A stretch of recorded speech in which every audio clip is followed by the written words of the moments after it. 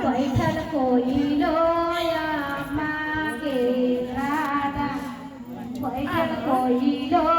मागे राधा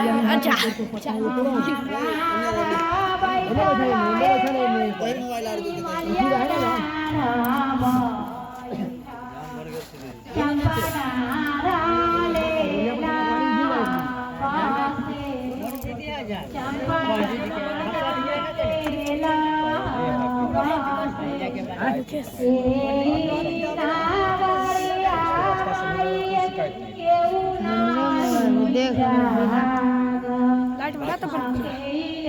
तब देख साफ हमरा सब को तरफ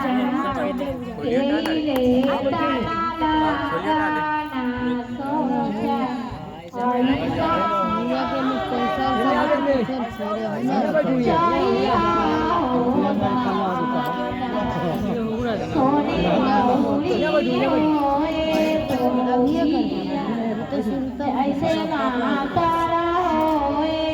ये बना रहे